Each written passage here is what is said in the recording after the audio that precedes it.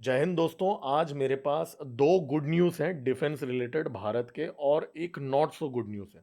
अब सबसे पहले आपको ये नॉट सो गुड न्यूज़ क्या है वो समझना होगा, तब जाके आपको ये जो दो गुड न्यूज़ में जो मैं देने वाला हूँ उसका महत्व समझेगा। ठीक है।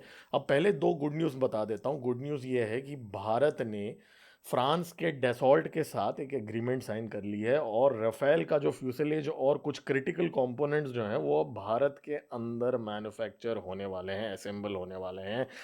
लेकिन एक और गुड न्यूज़ भी है भारत के पास कि भाई भारत का जो D4 एंटी ड्रोन सिस्टम जो है वो भारत अब दुनिया में एक्सपोर्ट करने वाला है, और ऑलरेडी ताइवान से इंक्वायरी आ चुकी है उसकी। ताइवान ही नहीं, इनफैक्ट माना जा रहा है कि दो और देशों ने भी इसकी इंक्वायरी डाल दी है।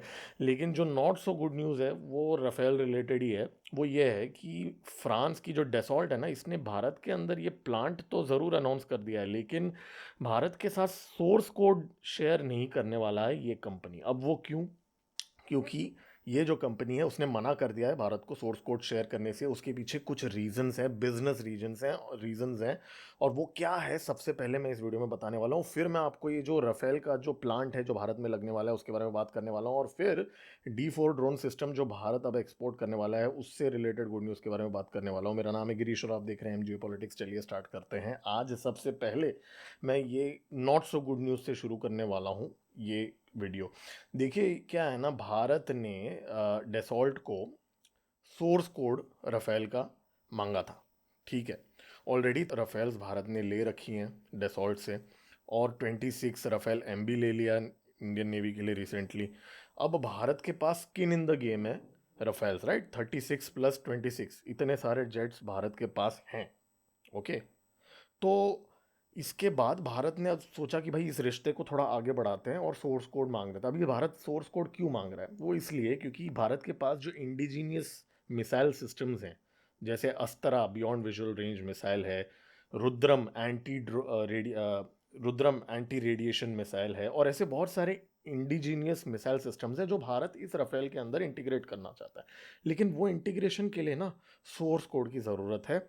और अभी करंटली डेसॉल्ट क्या बोल रहा है, जो अरेंजमेंट है भारत सरकार के साथ, कि भाई आपको आपका इंडिजिनियस मिसाइल फिट करना है ना राफेल के अंदर, तो एक काम करो, आप हमको बोल दीजिए, हम करके दे देंगे। ठीक है, हम वो फैसिलिटी दे देंगे। तो राफेल जो मैन्युफैक्चर करता है डेसॉल्ट, वो खुद भारत को फैसिलिटेशन दे रहा है अभी इस समय भारत के मिसाइल्स को फिट करने के। लेकिन भारत जो बोल रहा है कि यार आप लोग हमें दे रहे हो, एक काम करो ना यार, हमको हमारा फिट फिट करने दे दो ना, हम हमें सोर्स कोड दे दो ना, ऐसा भारत बोल रहा है राफेल के मैन्युफैक्चरर को। लेकिन अब राफेल ने मना कर दिया, फ्रांस ने मना कर दिया, जबकि फ्रांस को तो बेचना है ना भारत को राफेल्स। तो आप बोलोगे कि क्यों नहीं शेयर कर रहा है? क्योंकि रशिया ने सुखोई 57 का तो फुल सोर्स कोड देने से देगा ऐसा बोल दिया, भारत को ऑफर कर दिया है। फिफ्थ जनरेशन राफेल तो 4.5 जनरेशन है। अब आप बोलोगे क्यों नहीं दे रहा है फ्रांस? उसके पीछे बिजनेस रीजन है, और वो मैं अभी बताऊंगा आपको। देखिए क्या है असल मामला क्या है, कि फ्रांस का ना जो एयरबस है उसका ना एक कंपनी है। उस कंपनी का नाम है MBDA।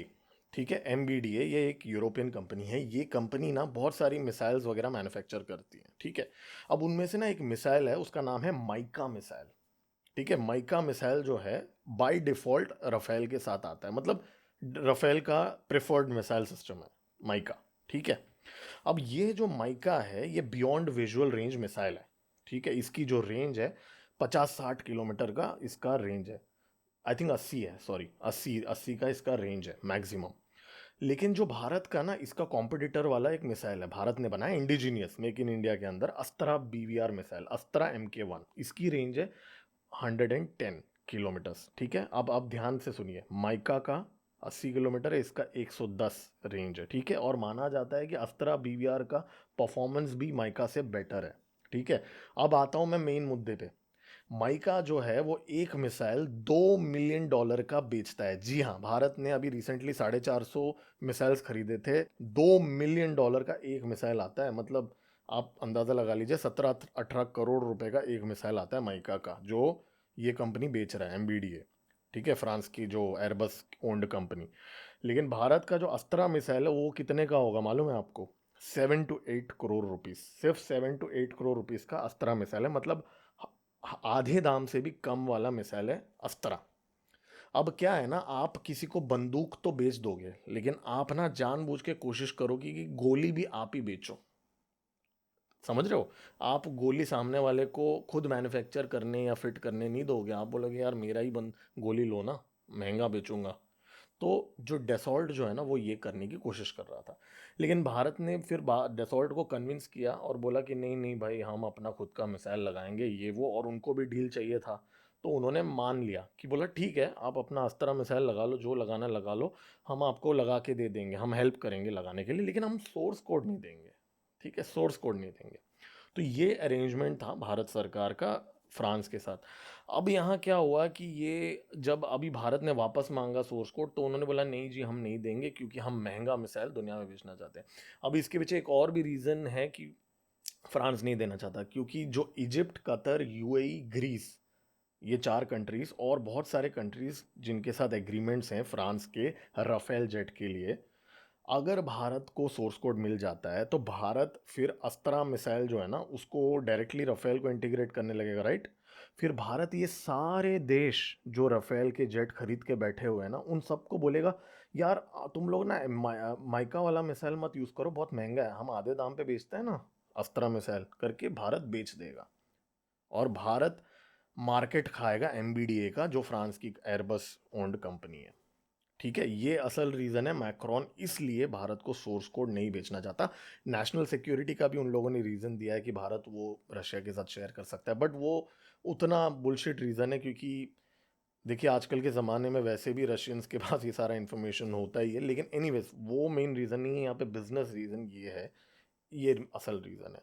लेकिन भारत भी शांत नहीं बैठा हुआ है, भारत तो जुगाड़ू है ना दोस्तों, हम तो जुगाड़ू लोग हैं।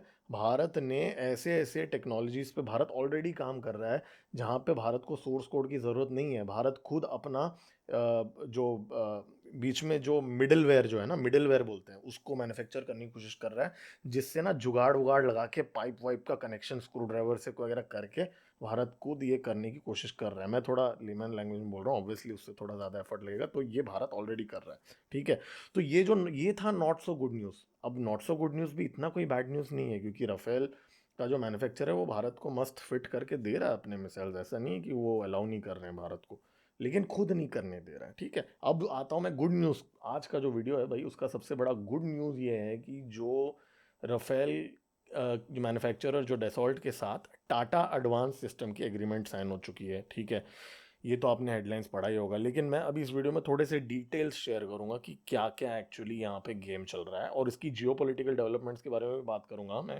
एंड में। और बने रहिए एंड तक। अभी तक आपने मेरे वीडियो को लाइक नहीं किया ना, अब आप लाइक कर सकते हैं, क्योंकि अभी आगे और बहुत बड़े बड़े डिटेल्स दूंगा मैं इस डील के बारे में। तो यहाँ पे जो डेसॉल्ट एविएशन के साथ टाटा एडवांस सिस्टम का एग्रीमेंट साइन हो चुका है। ठीक है, और ये जो एग्रीमेंट है, इस एग्रीमेंट के अंडर जो फ्यूसेलेज है, मतलब जो बॉडी है, राफेल की जो बॉडी है ना, जो ढांचा है, वो भारत के अंदर अब बनेगा। और ये कहाँ बनेगा? हैदराबाद में बनेगा। हैदराबाद में इसकी मैन्युफैक्चरिंग प्लांट होगा, और पहली फ्यूसेलेज जो है ना वो 2028 में 2028 में पहली फ्यूसेलेज निकलेगी, और इसकी जो कैपेसिटी होगी ना, वो हर महीने 2 फ्यूसेलेज बनेगी, हर महीने 2 फ्यूसेलेज बन के भारत देगा। तो ये यहाँ पे फ्यूसलेज जो है बहुत ही इंपॉर्टेंट कंपोनेंट है, बट हालांकि ये ना कोई बहुत हाई फंडा टेक्नोलॉजी ट्रांसफ़र वाली डील नहीं है, ये भी हमें समझने वाली बात है।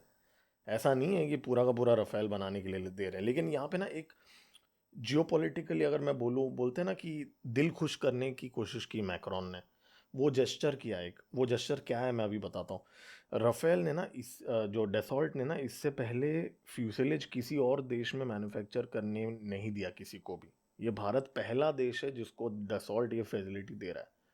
तो फ्रांस ने भी थोड़ा बताया कि यार थोड़ा बहुत भाईचारा हम भी करना चाहते हैं, थोड़ा बहुत ले लो, लेकिन हाँ हम खोलेंगे नहीं अपने को, राइट? वो फ्रांस ने किया। अब इसमें कुछ एंगल्स हैं भारत के लिए। अच्छा क्यों है? अच्छा इसलिए है क्योंकि जॉब्स क्रिएट करेगा। पहली बात तो हैदराबाद में इसका प्लांट है, कितने सारे इंजीनियर्स हायर हायर होंगे, और ये टाटा है, टाटा के साथ डील है, प्राइवेट कंपनी है, पैकेज तगड़े तगड़े मिलेंगे, लाखों रुपए पर एनम के पैकेज में हायर होंगे साइंटिस्ट। ठीक है, तो ये अच्छे पैकेज में जॉब्स मिलेंगे हैदराबाद के अंदर। टेक्नोलॉजी ट्रांसफ़र पूरा तो नहीं हो रहा है जैसे मैंने बोला, लेकिन थोड़ा बहुत फ़र्क तो पड़ेगा ना ग्लोबल। और लेकिन सबसे बड़ी बात यार, ये एक बहुत अच्छा चीज़ हुआ है कि भारत अब ये जो पार्ट्स है ना, ये दुनिया में एक्सपोर्ट करेगा। मतलब ऐसा नहीं है कि ये प्लांट के अंदर जो मैन्युफैक्चर होगा वो सिर्फ भारत के लिए है।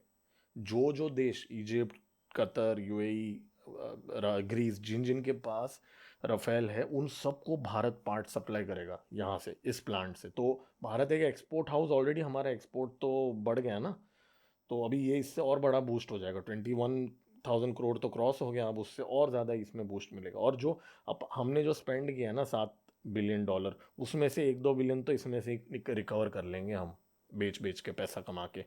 तो यहाँ पे ये एक एडवांटेज है। दूसरा एडवांटेज ये है कि डीप स्टेट को बहुत बड़ा हमने धक्का दे दिया भाई। यूएस का जो दो कंपनीज हैं, बोइंग और जो उनका लॉकहीड मार्टिन है, इनको हमने बहुत बड़ा धक्का दे दिया भाई। अब बोइंग अपना जो F-18 सुपर हॉर्नेट बेचने की कोशिश कर रहा था, वो तो पाइप ड्रीम है, अभी तो कोई खरीदने नहीं वाला। रफेल आ गया है, और वैसे भी हम नहीं खरीदने वाले थे डीप स्टेट के जहाज़ों को। F-35 भारत नहीं ले, ऑल्दो वो अभी बेशरम बन के भारत को F-35 बेचने की कोशिश कर रहे हैं। आई डोंट नो किस मुंह से डोनाल्ड ट्रंप सोचता है कि भाई हम खरीदेंगे उनसे F-35 किल स्विच के साथ। तो भारत थोड़ी खरीदने वाला है F-35। तो वो भी उनको बहुत बड़ी खटास हो गई भाई ये डील से। यूरो फाइटर टाइफून, यूरोप वालों को पहले ही पता है भारत उनसे कुछ नहीं खरीदने वाला, तो वो तो वैसे ही गिव अप करके बैठे हुए हैं। चाइना भाई, चाइना को इसमें धक्का तो पहुंचेगा, क्योंकि भाई राफेल का जो मेटियोर मिसाइल जो है, और स्पेक्ट्रा इलेक्ट्रॉनिक वॉरफेयर सूट ने भाई अपना कमाल कर दिया था ऑपरेशन सिंदूर के अंदर। तो ये सारी चीज़ें तो एडवांटेज है ना। भारत का जो 42 स्क्वाड्रन कमीशनड है, वो अभी 30 पे आ चुका है, राइट। अभी ये डील से और हो माना जा रहा है कि 26 के बाद में और एक 97 राफेल्स का एग्रीमेंट साइन हो सकता है। अब ये हवा है, होगा कि नहीं पता नहीं, तो ये हवा है। तो यहाँ पे ये है। और एक और चीज़ मेरे को इंटरेस्टिंग लगी कि ये जो राफेल की ना एक फीचर है, बड़ी बड़ी रिफ्यूलिंग। बड़ी बड़ी रिफ्यूलिंग का मतलब यह है कि एक राफेल अगर फ्लाई कर रहा है, दूसरे रफेल भी अगर फ्लाई कर रहा है, तो आपस में वो फ्यूल एक्सचेंज कर सकते हैं। मतलब एक रफेल से दूसरे रफेल में मिड एयर रिफ्यूलिंग की फैसिलिटी अवेलेबल है, बड़ी बड़ी। तो रफेल का ये एडवांटेज भी है, बड़ी बड़ी रिफ्यूलिंग जो है। और एक और चीज़ है कि उत्तर प्रदेश में ना माना जा रहा है कि एक मेंटेनेंस, रिपेयर और ओवरहॉल की फैसिलिटीज़ भी बनने वाली है रफेल की, उत्तर प्रदेश के अंदर। तो भाई अगर ये हो गया तो और ज़्यादा भारत के लिए अच्छा है।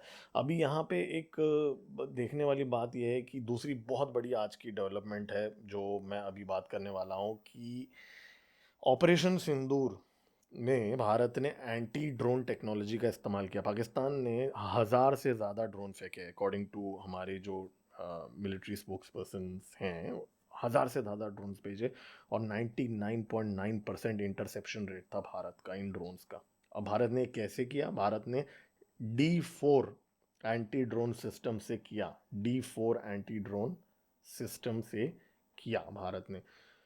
तो इसके बारे में थोड़ा अभी हम बात करते हैं कि इससे रिलेटेड एक बहुत बड़ी गुड न्यूज़ आ गई है। जो D4 एंटी ड्रोन सिस्टम है, जो ड्रोन्स को डिटेक्ट करता है, डिटर करता है और डिस्ट्रॉय करता है, उसकी इंक्वायरी ताइवान से आई है। जी हाँ, वो ताइवान जिसकी 90% वेपन्स यूएस से आती हैं। ताइवान पूरी तरीके से यूएस पे डिपेंडेंट है अपने डिफेंस रिक्वायरमेंट के लिए।